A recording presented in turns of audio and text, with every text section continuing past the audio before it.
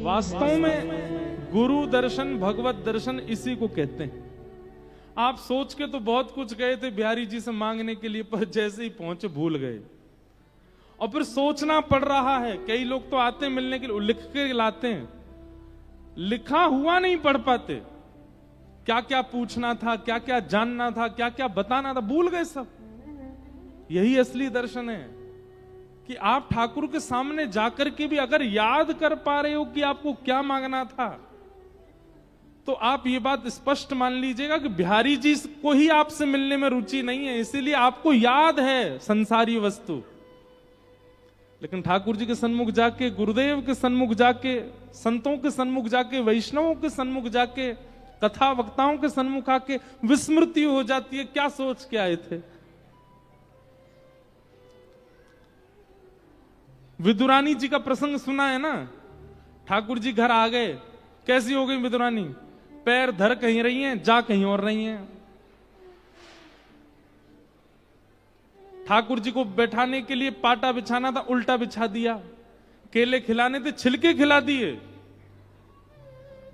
विदुर जी महाराज ने घर पर आकर के देखा, माथा पीटने लगे अपना। बोले पहली बार ठाकुर जी घर पर आए, उल्टे पाटे पर बिठा दिया, केले दूर फेंक रही है, छिलका खिला रही है ठाकुर जी को। विदुर जी महाराज ने पांव पकड़े, विदुर जी केला लेके आए, छिलका अलग करके केला जब खिलाया, ठाकुर जी बोले बिल्कुल बेस्वाद लग रहा है, हमको केला में रुचि ही नहीं आ रही है, पर विदुरानी जी जो छिलके खिला रही थी वो बहुत अच्छे लगे। क्यों? प्रेम उसी को कहते हैं जहां तन की सुध भूल जाए, जहां पर अपनी स्थिति भूल जाए। मैं कहा करता हूं कथा में, वो प्रेम हो ही नहीं सकता जहां सामने वाला अपने आप को भूल ही नहीं पाया। उसको याद है कि मैं कौन हूं, उसको अपनी स्थिति पता है, अपना पद पता है, अपनी योग्यताएं पता हैं, तो आपने प्रेम ही नहीं किया उसको। बंधुओं, ठाकुर जी परमात्मा हैं, ठाकुर जी परब्रह्म हैं, ठाकुर जी त्रिभंग लली, ठाकुर जी श्याम सुंदर, ठाकुर जी मंदिर में रहते हैं। पर आपका प्रेम ऐसा हो कि ये सब भूल जाएं। ठाकुर जी भूले हैं, मीराबाई के लिए भूले हैं, सूरदास के लिए भूले हैं, कुम्भन दास के लिए भूले हैं, नरसिंह मेहता के लिए भूले हैं, जनाबाई के लिए भूले हैं। कितनों के नाम बोलूं मैं, सबके लिए ठाकुर जी भूल गए कि मैं कौन हूं। वास्तव में भक्ति ऐसी करनी है कि ठाकुर जी भूल जाएं कि वे परमात्मा है, सहज हो जाएं।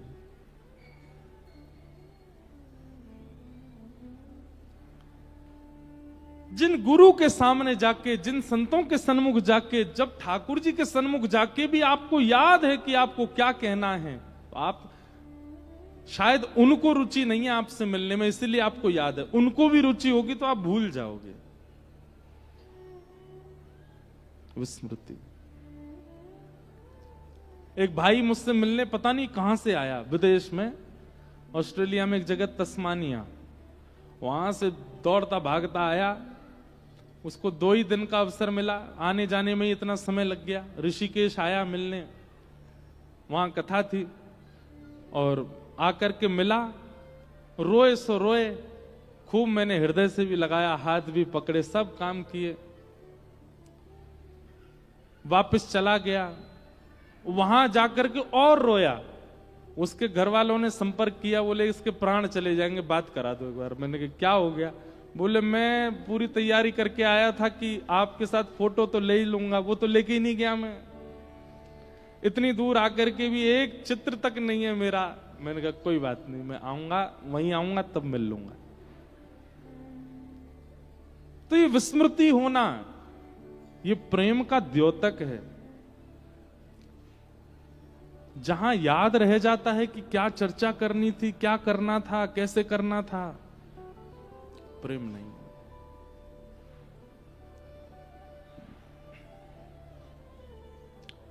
सुखदेव जी महाराज कह रहे हैं, परीक्षित जी कह रहे हैं कि महाराज आप मेरे सामने बैठे हो,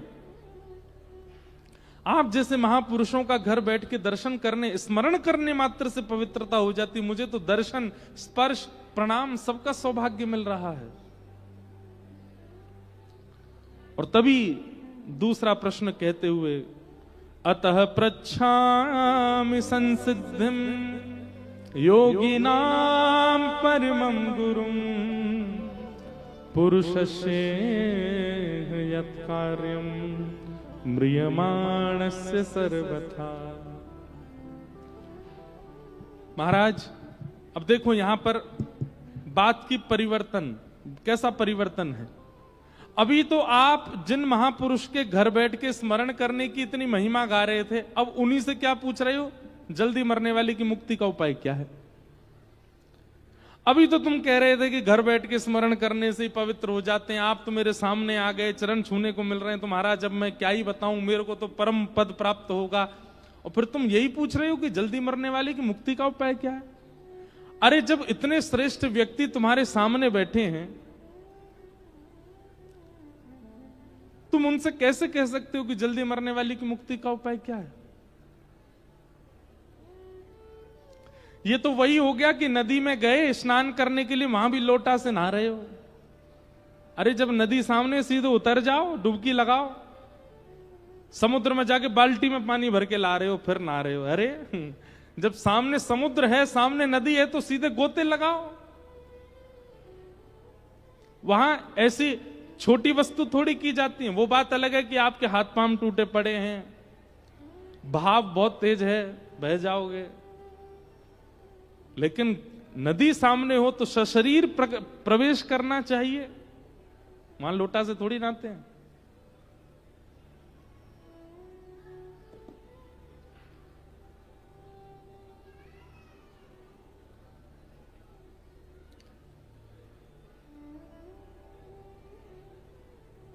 सुखदेव जी महाराज समझ गए, बोले ये प्रश्न तुमने अपने लिए नहीं किया है। वरीयानेशते प्रश्न क्रतो लोकहितं नृप आत्मवेद सम्मतः पुंसां श्रोतव्यादिषु यः। राजन तुमने ये प्रश्न अपने लिए नहीं किया है, क्योंकि तुम तो जानते हो कि महत्पुरुषों के बीच में बैठ करके मुक्ति हो गई, फिर मुक्ति क्यों पूछना। इतने सारे महत्पुरुष तुम्हारे चारों ओर बैठे हैं, तुम कुछ नहीं भी करोगे, केवल बैठे रहोगे तो तुम्हारी मुक्ति संभव है। ये बात तुम जानते हो, लेकिन फिर भी तुम पूछ रहे हो जल्दी मरने वाले की मुक्ति का उपाय क्या है। इसका मतलब है ये प्रश्न तुम अपने लिए नहीं कर रहे हो, क्रतो लोक हितम नृप, सब प्राणी मात्र के हित के लिए कर रहे हो। देखिए सदगुरु से, गुरुजनों से वैसे तो कोई संशय होता नहीं है, उनकी उपस्थिति मात्र से सारे संशय दूर हो जाते हैं, पर फिर भी संशय यदि प्रकट करना हो तो एक बात याद रखिएगा, हमारी बहुत ध्यान से सुनिए। कभी भी विद्वत जनों से, संत जनों से अपने निज स्वार्थ का प्रश्न मत कीजिए जिससे आपका कल्याण होता हो। नहीं, कभी अवसर मिल जाए ऐसे महत्पुरुषों से प्रश्न करने का, तो प्रश्न ऐसा कीजिए जिससे अनेकों का कल्याण हो रहा हो। ऐसा प्रश्न विचार कीजिए। जिस संकट में अनेक लोग पड़े हैं, उस संकट की निवृत्ति का प्रश्न पूछिए।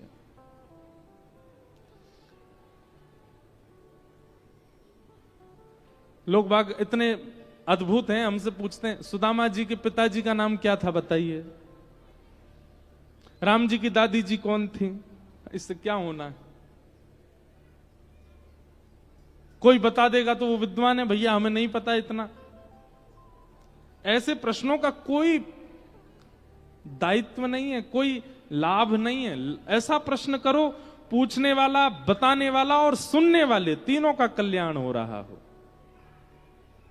राजा परीक्षित ने वही प्रश्न किया। राजा परीक्षित को पता है मेरी मुक्ति तो सफल हो जाएगी, पर मैं ऐसा प्रश्न कर जाऊं कि मेरे बाद भविष्य में यदि कोई ऐसी स्थिति में पड़ जाए तो वह भी मुक्ति का गामी हो, उसको भी मुक्ति प्राप्त हो।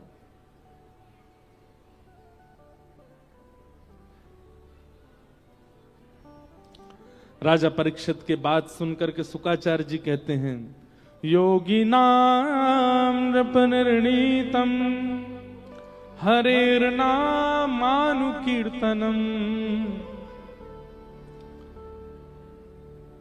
मुक्ति उपाय का सर्वश्रेष्ठ साधन क्या है? बहुत ध्यान से सुनिएगा। अपने अंतिम काल में, अपने अंतिम समय में भगवत नाम का उच्चारण कर देना। अंतिम श्वास जब निकल रही हो, उस अंतिम श्वास में हरे कृष्ण कृष्ण कृष्ण हरे हरे, हरे राम राम राम हरे हरे, और बस तुरंत प्राण निकल जाएं, मुक्ति निश्चित है। हमारे भागवत आदि शास्त्रों में ऐसा भाव भी है कि यदि व्यक्ति ने जीवन भर पाप किए, जीवन भर दुराचार किया, जीवन भर गलत काम किए, और ऐसे व्यक्ति का भी अगर अंतिम क्षण में भगवान नाम प्रकट हो जाए तो उसके जीवन भर के समस्त कार्य जो है वो शून्य हो जाते हैं, उसको मुक्ति मिल जाती है। फिर उसके जीवन के कार्यों पर नजर नहीं डाली जाती उसने क्या किया।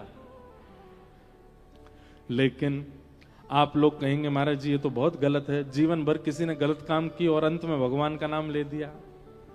यही तो आश्चर्य की बात है, अंत राम कहीं आवत नाही। ऐसा कहते हैं कि व्यक्ति को अपने मृत्यु काल में, जैसे उसकी मृत्यु होने वाली होती है ना, अंतिम के एक क्षण में, 7 क्षण में, 1-2 मिनट में उसको जन्म से लेकर के अब तक की पूरी स्मृति आ जाती है।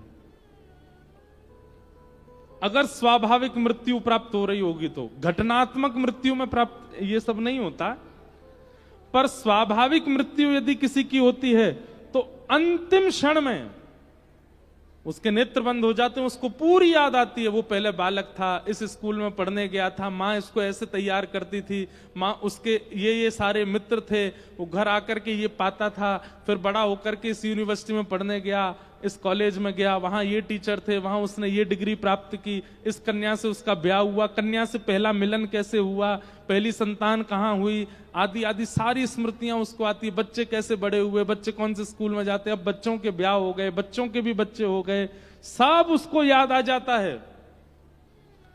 और अंतिम बार रात्रि में जब वो सोया था उसको वह भी याद आ जाता, कल रात को मैं ऐसे सोया था, और बस इतना सोचते ही उसके प्राण चले जाते हैं।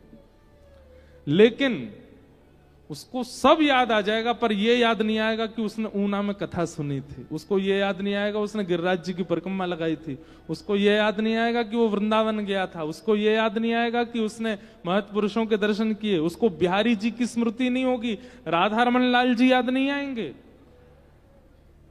मतलब मानो जैसे पूरी जीवन की किताब में से आध्यात्म को किसी ने रबड़ से मिटा दिया, वो याद ही नहीं आएगा उसको। अंत राम कहीं आवत नहीं।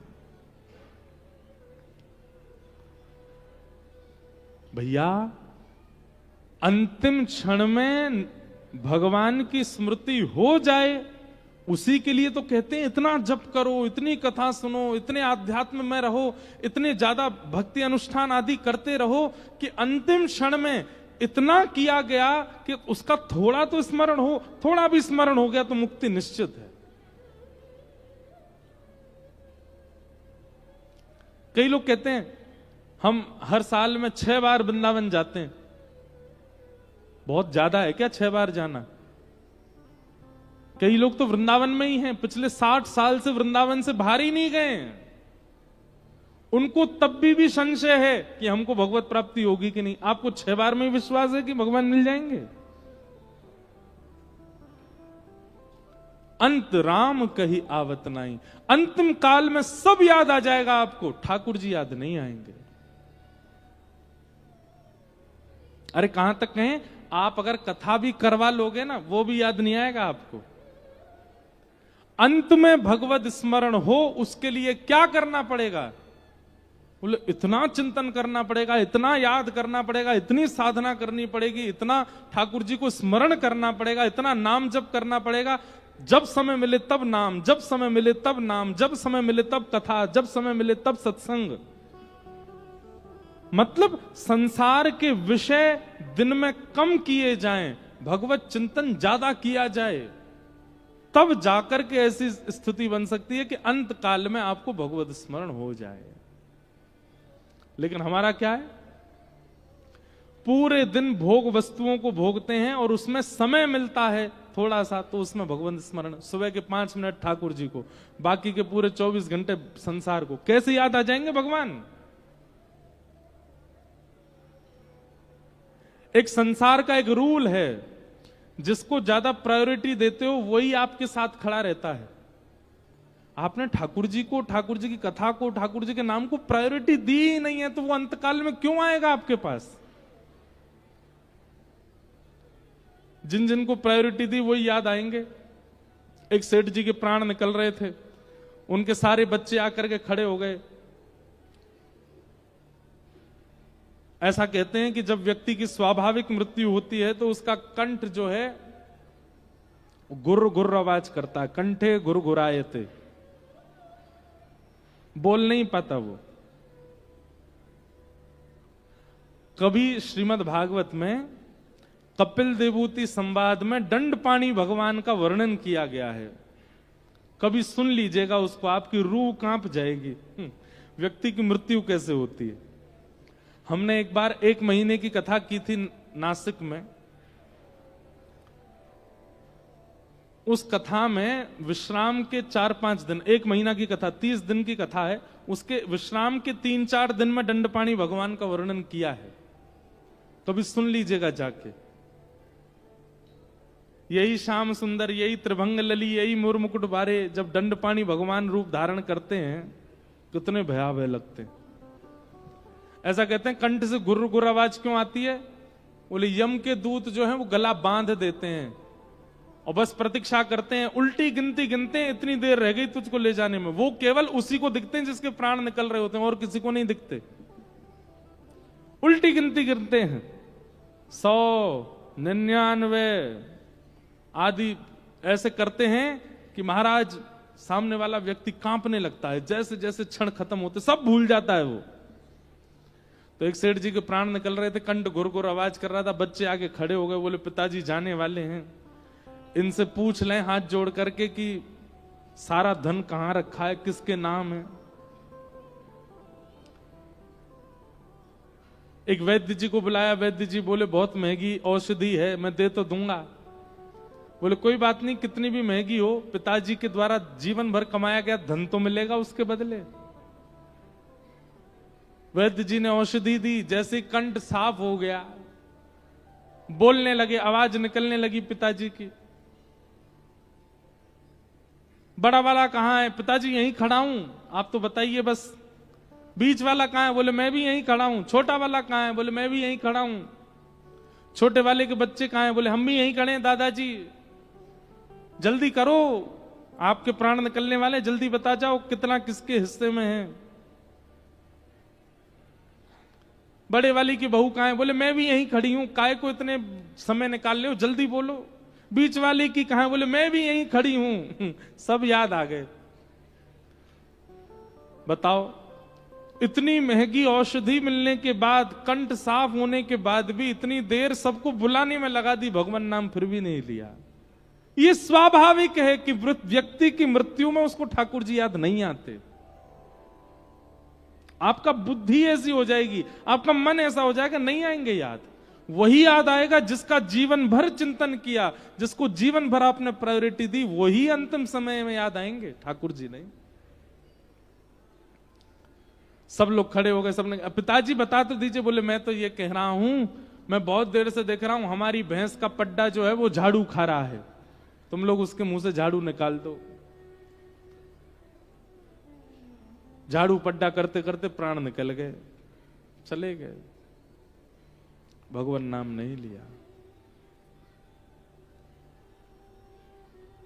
नाम नहीं आता, ठाकुर जी याद नहीं आते। इसलिए आज से एक संकल्प लीजिए, एक नाप तोल रखा कीजिए, आप संसार को कितना समय देते हो, संसार के विषयों को कितना समय देते हो, संसार की विषय वार्ता में, संसार के भोग विलास को आप कितना समय देते हो, उसकी काउंटिंग कीजिए और फिर उससे 1 घंटा 1.5 घंटा ज्यादा ठाकुर जी को दीजिए। तब जाकर के आपकी ऐसी स्थिति बनेगी कि आपके अंत काल में ठाकुर जी आपको याद आ जाएं, नहीं तो नहीं आएंगे। अंत राम कही आवत नाही, जन्म जन्म मुनि जतन कराई। एक जन्म नहीं, अनेक जन्मों तक जतन करते हैं, तब भी भगवान याद नहीं आते। अच्छा, बराह पुराण में तो एक बहुत सुंदर बात लिखी है, वहां तो ऐसा कहते हैं कि जो व्यक्ति जीवन भर ठाकुर जी को याद करता है, उसके अंत काल में वो ठाकुर जी को याद नहीं करता, ठाकुर जी उसको याद करते, ठाकुर जी उसकी स्मृति करते। मेरा सुमिरन हरि करें मैं पावा विश्राम। भक्ति की स्थिति कहां तक आ जाए? बोले मैं सुमिरन करते करते करते करते इस स्थिति में आ गया कि मेरा सुमिरन हरि करें मैं पावा विश्राम। आप तो विश्राम पांव पसार करके सो जाओ, ठाकुर जी आपको याद करें, ऐसी स्थिति बने कि योगी नाम नृप निर्णीतम हरेर नामानुकीर्तनम। हरि नाम संकीर्तन यदि अंतिम काल में बन जाए तो ठाकुर जी प्राप्त होंगे, और उसके लिए बहुत श्रम करना पड़ेगा। तो इस प्रकार श्री सुखदेव जी महाराज परीक्षित को ज्ञानोपदेश करते हैं और परीक्षित के चित्त से मुक्ति की इच्छा दूर करके भक्ति की इच्छा प्रकट करते हैं कि परीक्षित 7 दिन में मुक्ति मिले ऐसा मत कहो, 7 दिन में भक्ति मिले। मुक्ति से तो मरने के बाद भगवान के पास जाया जाता है, पर भक्ति से तो ठाकुर जी को ही पृथ्वी पर आके दर्शन देने पड़ते हैं। तुम भक्ति की कामना करो।